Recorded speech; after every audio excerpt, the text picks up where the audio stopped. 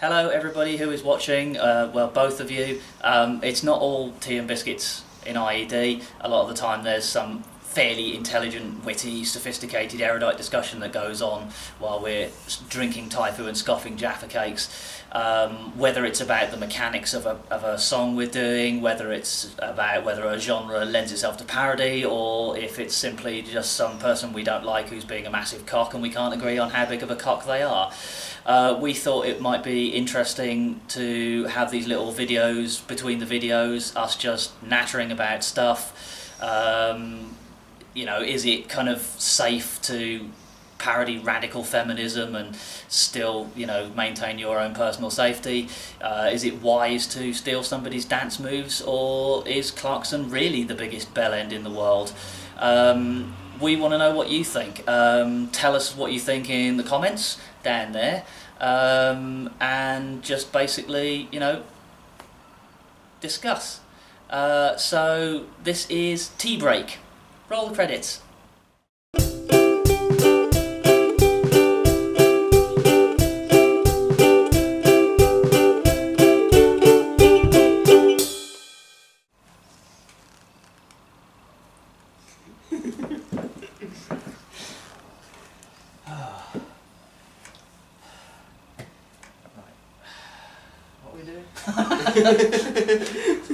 Disco. Disco. And why it is the world's greatest musical form. No. It is. No, it's not. It's awesome. No, it is. But why did we start with disco? Why did we start off with a disco song? Because I'm not a fan and you are. I love disco. Disco's awesome.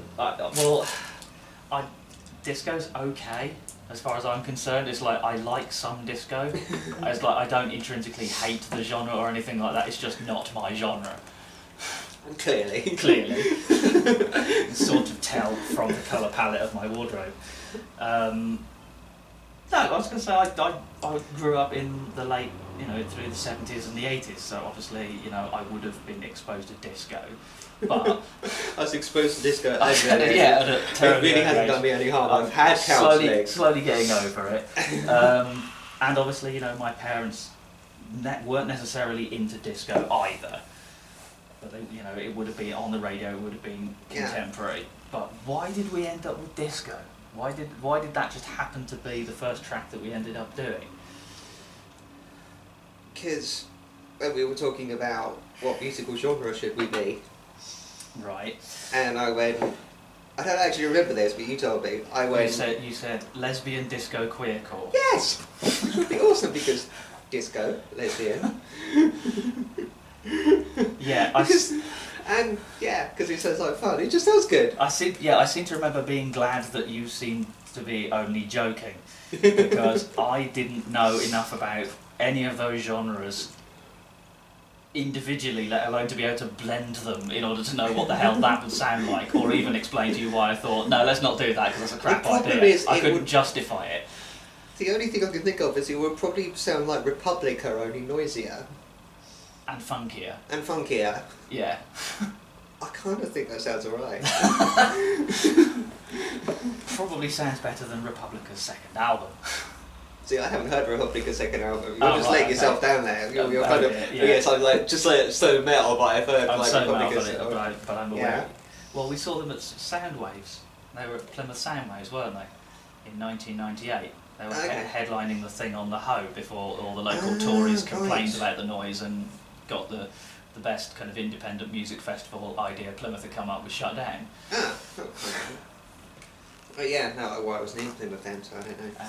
But yeah, but no, the only song I can think of is theirs is the one that I always cringe the lyrics to. It's crap, I'm a bap.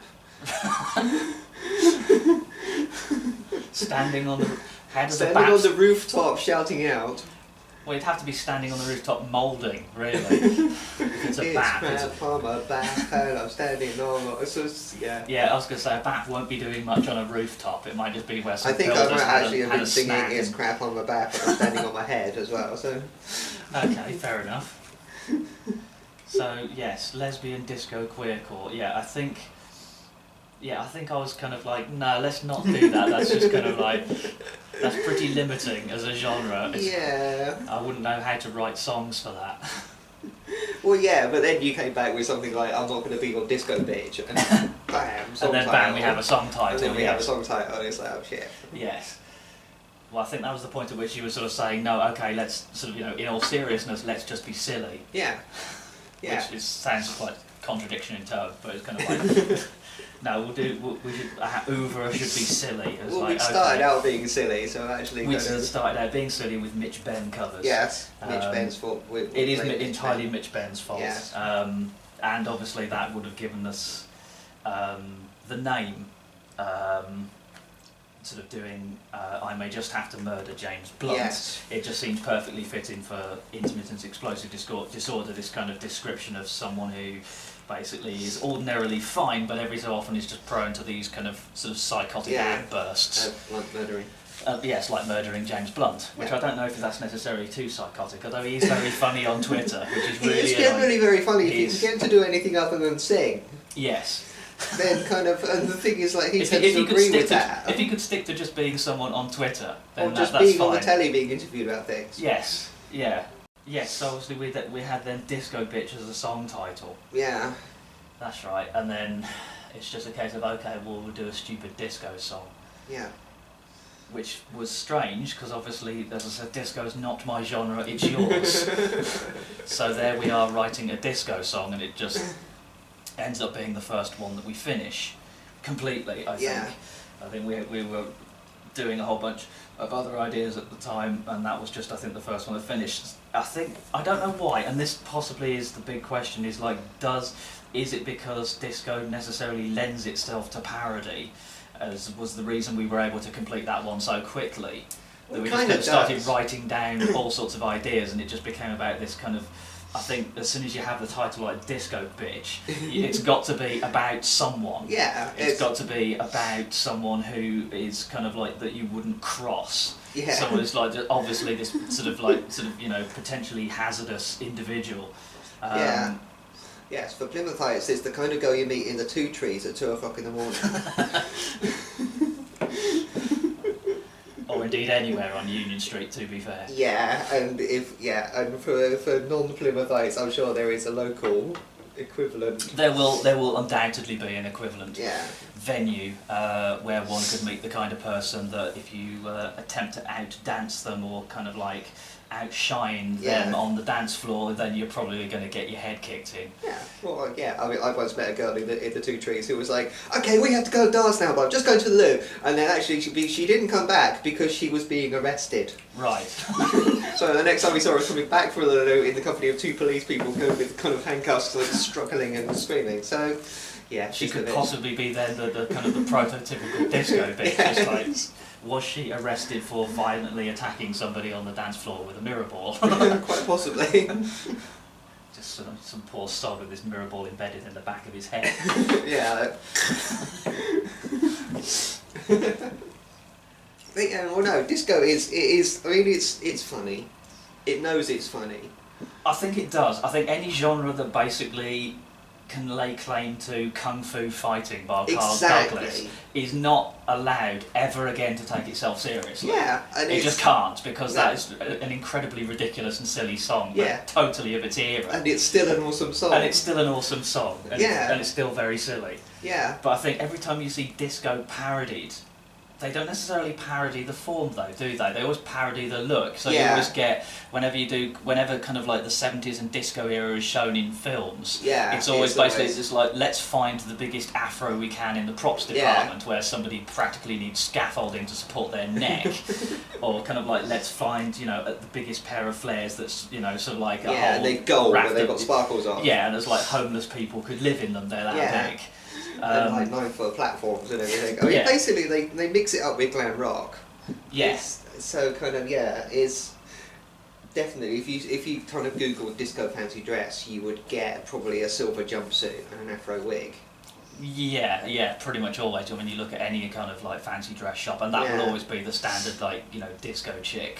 pack. Yeah, I was thinking that was Disco Bloke, but kind of Well, really interchangeable, really. Yeah, well, the Disco Bloke pack will tend to consist of a slightly sort And of a faded medallion. Hawaiian shirt that basically with like the top 4 buttons missing. You're just and a thinking Disco medallion. Stew off The Simpsons. I'm thinking, yeah, possibly Disco Stew. Although Disco Stew was probably a bit more thought went into his outfit than you'd necessarily get Yeah. when you kind of like get to like Freshers Week, and basically there's always these kind of like sort of new sort of like student tossers basically hanging around the city centre in the world's biggest afro wigs. Yeah. Oh, usually they- green for some reason. It's like, did anybody in the 70s ever have a green afro? It's like, no. It's like, if you're going to do an afro, at least have Yeah. the decency to kind of have it the right colour. Probably somebody in... Yeah, probably that would have been more punk. That probably would have been somebody who was...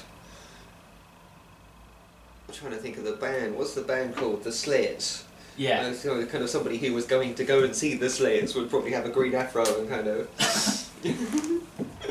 but yeah, it was just like, what? It's disco, not clown. I mean, the funniest thing is when you see somebody doing the walk of shame in the morning, and they've kind of they got what on there, and they've got their kind of comedy disco outfit, or half, or more commonly, not all of their comedy disco outfit. Yeah, there's And they- always one item missing, and they've, Yeah. they've obviously gained the kind of the traditional traffic cone as well. Yeah, but they've still got the wig. But they've still got So the they wig on kind of- at a slightly odd angle. Yeah, and they've probably got no shirt on or something. And they're kind of like, they're still wearing kind of half the costume because like, but you're kind of staggering home going, oh my god, what did I do? Who did I just wake up with? And they put the wig back on. Yeah, they're not even worried about kind of like, holy shit, what do I look like? How do I hail a cab in this? Yeah, I mean, is it more like kind of, if I'm not, I've lost my shirt, but actually if I've still got the green wig on, then it makes it fancy dress, so it's okay. Absolutely, yeah, it's fancy dress and it's not a kind of conscious It's not cultural just, decision. it's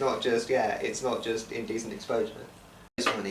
It's funny, but obviously it's tied into the kind of the look of it. So obviously, as we said, Yeah. the parody, a lot of the parody centres around the look of it Yeah. rather than the music. Well, that's because the music is awesome. Well, But it is. I mean, you think about kind of the subject matter is you think about my favourite song of all time. yes. I Lost My Heart to a Starship Trooper. Yes, which I have to say, for somebody who doesn't like disco, I do own on 7-inch vinyl. Really? Yes, I do. And Oh my god! and- Really? Well, I was probably only about 6 or so when it came. Was it about 78 that came out? So I was about 4 going on 5 Yeah, actually. it was about 78, 79, something like that. Yeah, and I think it was more. I don't know. I just thought it was more the sci-fi aspect Yeah. that I liked than anything else. It was kind of like, oh, they're talking about invaders from Yeah, Mars, well, you've and obviously got- the 70s was so heavily drenched in sci-fi because Yeah. of Star Wars and things like that. But it just seemed like a weird clash of disco plus sci-fi in a way Well, that's that 'cause wasn't the Star Wars Holiday Special. Yeah, which is always a bonus. Merry But- Christmas, R2D2.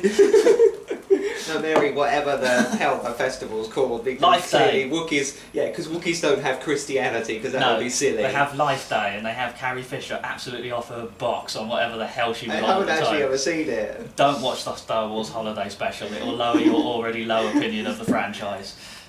Because I still love that, well, yeah, I mean, we always kind of blame cocaine for disco, and I kind of love Carrie Fisher for having been off her whatever's on everything Yes. with Ewoks running about. That must have Yes. just been, how did she even get through that?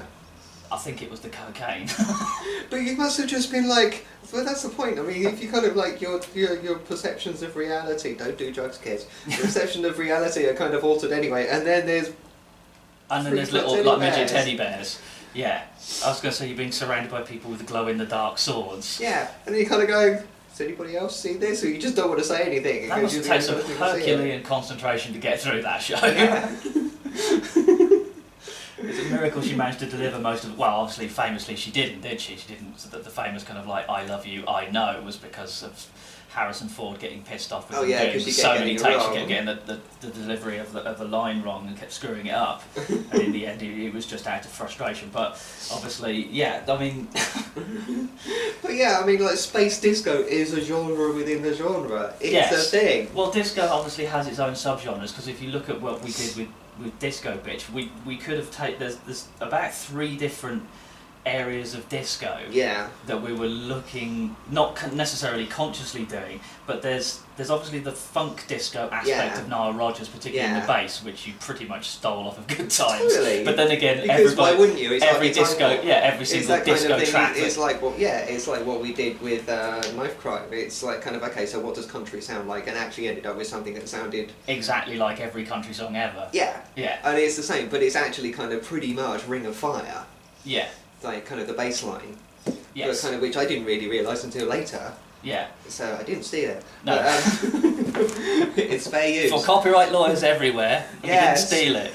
No. It was inspired by. Yes, but yeah, so it's kind of okay. What did disco sound like? Well, disco clearly sounds like Good Times. Good Times by Chic. Yes, because obviously every disco track that pretty much came out after that nicked it. And also Nile Rodgers produced most of disco. And, most of And- everything that was decent for the last 30 years. Yeah, and most of Duran Duran. Yeah. Which is kind of crazy.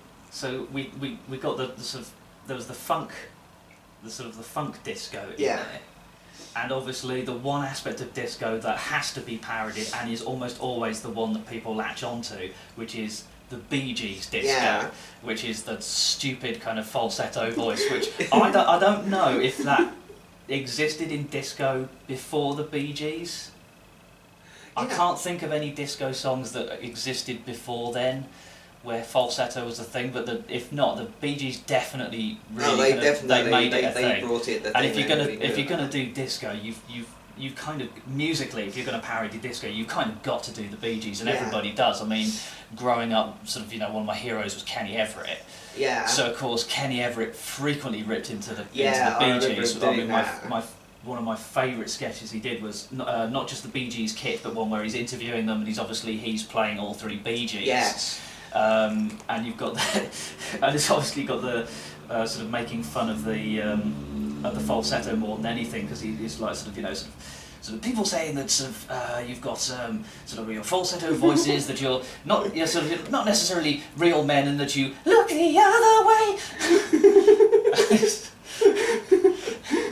It's like, what do you say to that? Ha, ha, ha, ha. Yeah, the whole thing is just kind of like lines. Yes. So it's like, how would you describe your teeth? Massachusetts. Yeah.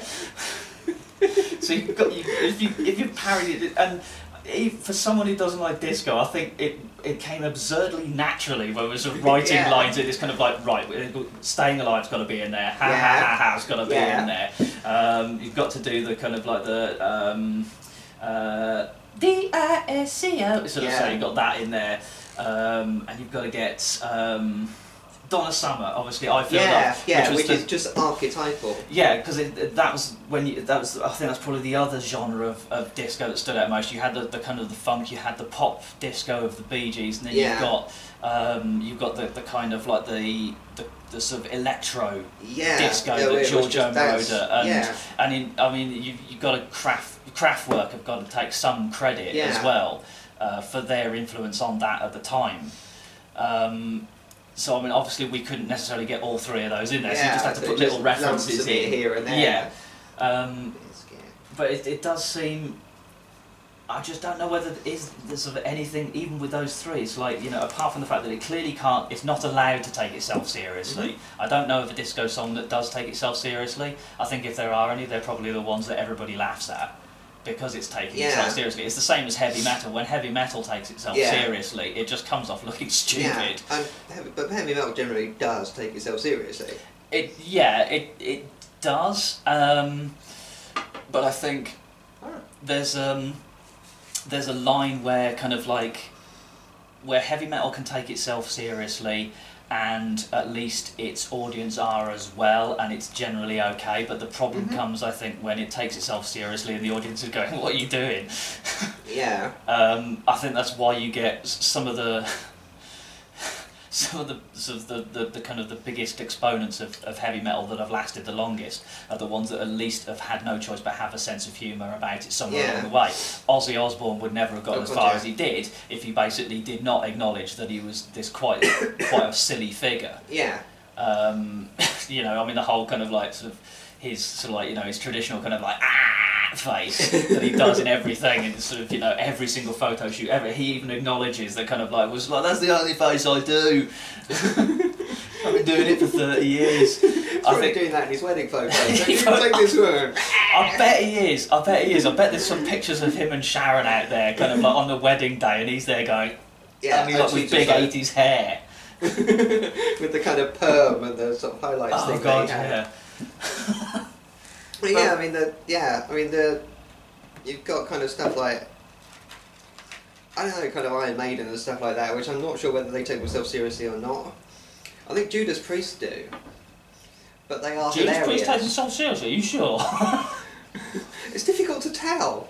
Well, come on, you've got them flying in on a motorbike. Yeah, but I think that's actually done sincerely. I think kind of, it's like the kind of, with the greatest of love and respect to Rob Halford, I actually kind of, maybe kind of, it's clearly showbiz and it's clearly about the spectacle. Yeah.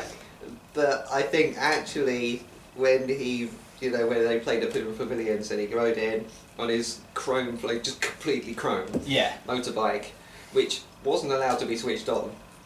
So they played that sound over the speakers. Right. And then the glitter ball comes down from the ceiling and they launch into Hell Bent for Leather.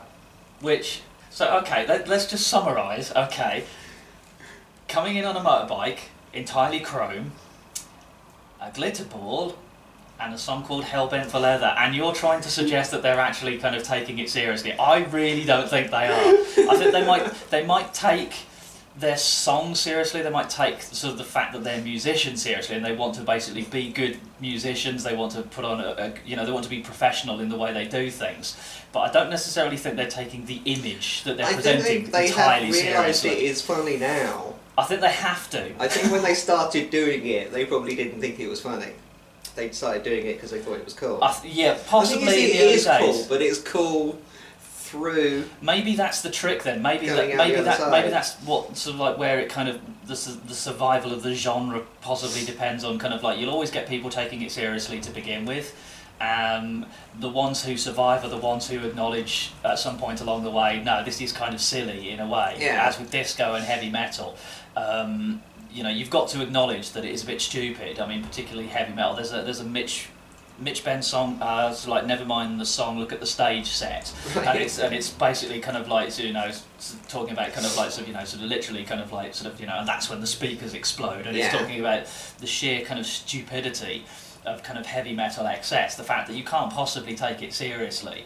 I think actually kind of stuff like the Giorgio Moroder stuff, I think it was done completely seriously, and it's not funny, it's just awesome. So kind of Love to Love You Baby, I Feel Love, the kind of Donna Summer stuff, maybe that's where the falsetto comes from with the Bee Gees, maybe that's them going, because when they made the album that became the Stayin' Alive soundtrack, they weren't deliberately making disco, they thought they were making an R&B album. Yeah. And they did the falsetto because it went, but maybe that's that kind of influence that came through from female vocalists, basically. Right. So kind of this is the tone that we should go for. I think there's also, you've probably got to allow for the Euro disco influence as well, because obviously disco predominantly started in the clubs in New York. Yeah.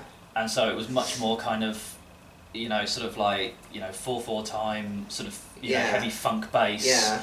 Wah-wah guitar and things like that, and I think it was the Euro disco probably around about the time you got Giorgio Moroder getting involved, and also you obviously got ABBA as well, and that's where you get all the pop disco coming in, anybody who dresses up in a disco costume is basically dressing up as ABBA. Yes, so I think that's the point where it's kind of like by the time it got to there, it was a case of no, we're probably acknowledging at this point the fact that it's being absorbed at that point into pop and becoming, it's like this is where it's getting a bit silly, but we're acknowledging it.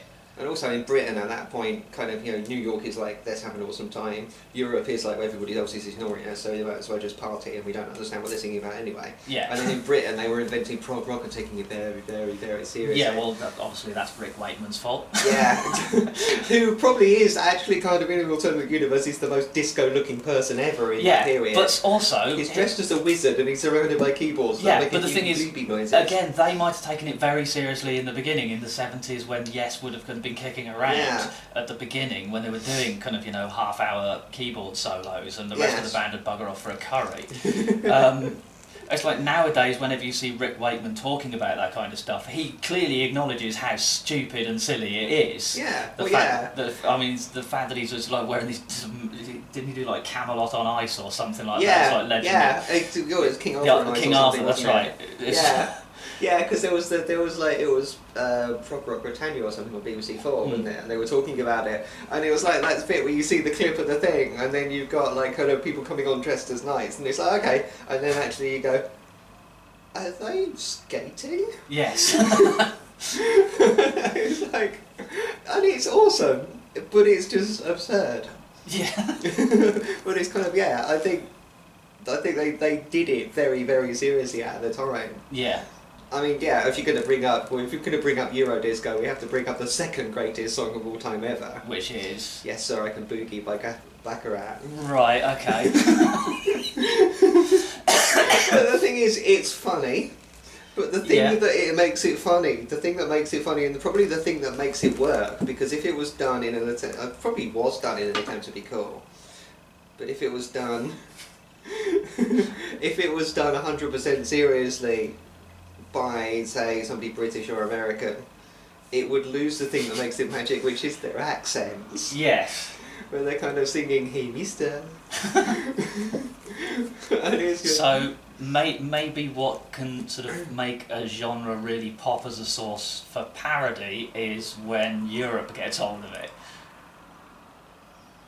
Because all of a sudden you then introduce another dimension. Because obviously you've got the kind of the fun, the initial kind of cultural aspect of it. Because obviously disco really did start as one of those genres that was heavily driven by drug use. Yeah. I mean, obviously it kind of centres around New York clubs, and so there was like massive amounts of cocaine abuse and promiscuity, and that's probably when it was being taken somewhat seriously, because everybody was off their box and thinking that it was like the beginning of MDMA being used as well. Yeah, it's like, oh, this is something that really speaks to me, just they're absolutely out of their tree, and then you suddenly, it starts spreading, and then everybody, kind of like gets to Europe, and then basically everybody else is going, you know what, just shove the drugs to one side a minute. We found a silly aspect to this, just like enjoy it, and it becomes more about enjoying that particular genre. And when you start introducing kind of like sort of odd accents into it, or an odd cultural take on it, I mean, I think you have the same when you had the 90s, and there was a huge Euro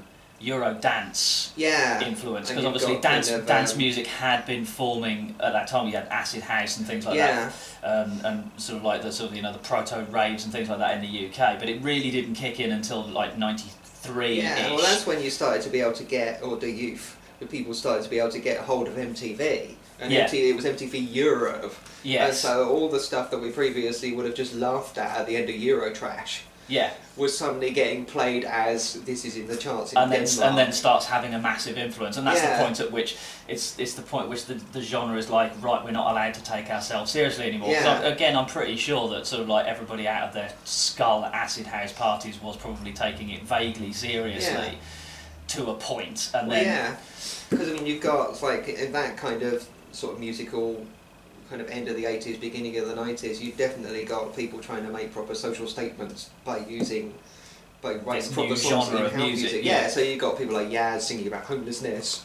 You've got kind of S-Express singing about basically whatever the hell S-Express was singing about. Well, I mean a lot of it was kind of like I don't know, stuff. I think they're probably singing more about the fact, hey, if you take away the hyphen, our name is Sexpress. I know. Wink, wink. Check us out. But I mean, actually, kind of lyrically, some of the S-Express album. I don't even know if there was a second one, but certainly the first one.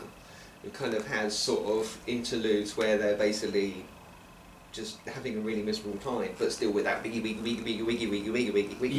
in the background. And after that, and then you suddenly got like kind and Mr. Penguin singing about being a penguin over there. Oh, and then there was that irritating, I want to be a hippie. Yes, Oh, and I want to get stoned, which Yeah. was a song from the 60s. Yes. Anyway, and then they just, like, and then you got Dupe. Yeah. Is the point then when kind of the genre lays itself open for parody and becomes really obvious? It's like, now is the time to start taking the piss out of it, when it acknowledges that it's something silly, but it's also, is that the point when the genre starts then to go downhill? Because obviously it's usually at its peak, and it's like you've got the most influences coming in, but it's also the point at which the general public starts to see through it and thinks it's a little bit stupid, and then it's possibly on a downward slide. Because obviously once you started getting all the Europop influences on disco, and you had that Euro disco, and you had like your ABBAs and your Giorgio Moroder input, it becomes as big as it's ever been at that point. But the thing is, after that, you get Boney M. You get Boney M. So, is disco the greatest genre ever? Is there a silly one which lends itself better to parody? Tell us what you think in the comments, they're all down there. Also check out our other videos, they'll be over there somewhere, especially Disco Bitch, which inspired this particular discussion. And obviously you'll want to subscribe to our channel, like us on Facebook, and download our songs for free from the website. Bye!